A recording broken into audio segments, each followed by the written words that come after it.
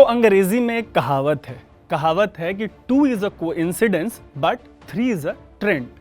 हिंदी में इसका मोटा मोटी मतलब ये होगा कि कोई एक जैसी बात या घटना 2 बार हो जाए तो इसे संयोग मान सकते हैं, लेकिन अगर ऐसा 3 बार हो जाए तो वो ट्रेंड में तब्दील हो जाता है। यानी माना जा सकता है कि जिस तरीके की घटनाएं हो रही हैं उनमें सिर्फ संयोग नहीं है बल्कि एक सिलसिला सा चल पड़ा है। तो ऐसा ही कुछ सिलसिला सा चल पड़ा है कर्नाटक में, जिस पर बात की जाने की ज़रूरत है। लेकिन पहले बात करेंगे राज्य की राजनीति और वहां होने वाले विधानसभा चुनाव की। तो कर्नाटक में 2024 के आम चुनाव से पहले विधानसभा चुनाव होने हैं। पिछले यानी 2018 के विधानसभा चुनाव में कांग्रेस ने जोड़ तोड़ के राज्य में सरकार बना ली थी, लेकिन उनका जो जेडीएस के साथ गठबंधन हुआ था वो गठबंधन टिक नहीं पाया। फिर बीजेपी की सरकार बनी और इसकी कमान तब बीएस येदियुरप्पा के हाथों में सौंपी गई।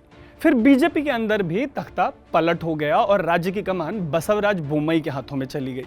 तो ये तो रही पिछले चुनाव से आने वाले चुनाव तक की क्रोनोलॉजी। तो अब बात करते हैं कि बोम्मई के राज में कर्नाटक में जो हो रहा है वो कोइंसिडेंस है या ट्रेंड।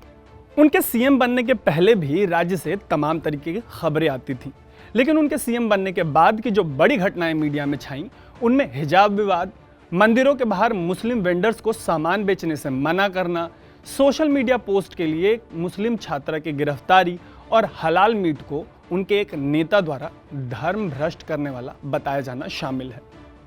जो धर्म भ्रष्ट वाला मामला है वो सबसे ताज़ा है। तो ऐसा नहीं है कि बोम्मई के सीएम बनने के बाद ही ये सब हो रहा है।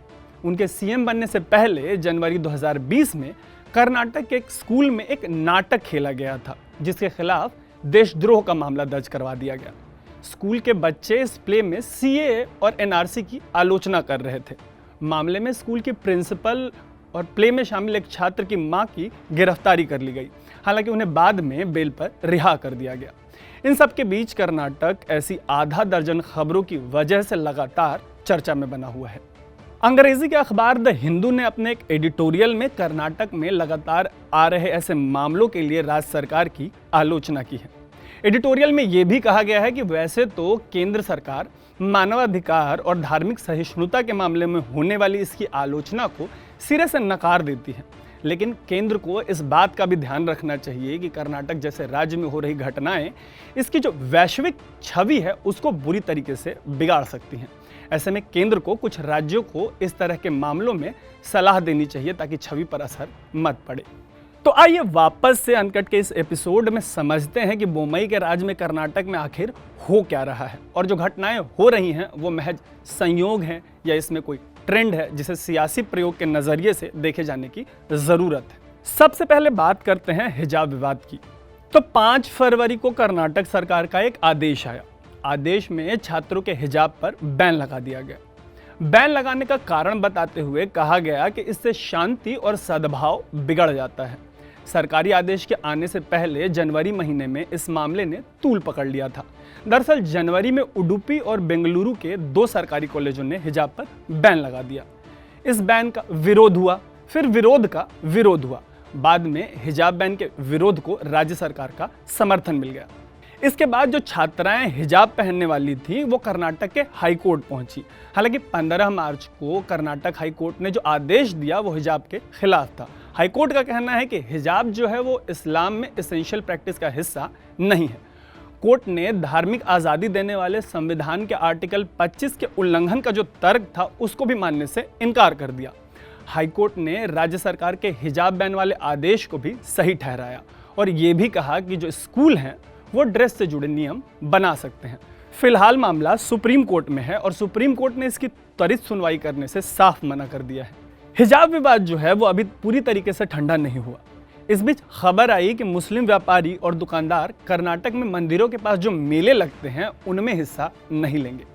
मुसलमानों पे जो ये बैन लगा है उसको लागू करवाने में सिर्फ हिंदू संगठन ही नहीं बल्कि राज्य की जो सरकार है वो भी शामिल है।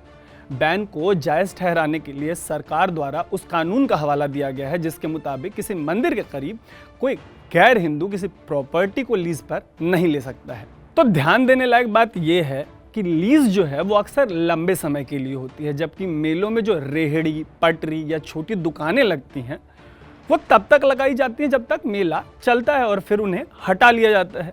कर्नाटक में इसके पहले जो मुस्लिम समुदाय के लोग हैं ऐसे मेलों में हिस्सा लेते आए हैं। इन दोनों ही मामलों में एक बात गौर करने लायक है कि चाहे हिजाब का विरोध हो या मुस्लिम वेंडरों का, राज्य की सरकार पॉलिसी और कानून के लेवल पे इनका विरोध करने वालों के साथ खड़ी नजर आती है। हालांकि मुस्लिम वेंडरों पर कर्नाटक में ये जो बैन लगा है उसका विरोध 2 बीजेपी नेताओं ने किया है। विरोध करने वालों में एमएलसी एएच विश्वनाथ और एमएलए अनिल बेनके शामिल हैं। इस बैन का विरोध करते हुए ये जो 2 नेता हैं उन्होंने इसे गलत, अलोकतांत्रिक बताने के अलावा इसे पागलपन तक करार दिया है। यही नहीं, कर्नाटक से आते हैं किरण मजूमदार शॉ, जो कि बहुत बड़ी बिजनेसमैन है। उन्होंने भी इस बैन की कड़ी आलोचना की है। शॉ ने बुधवार को एक ट्वीट किया।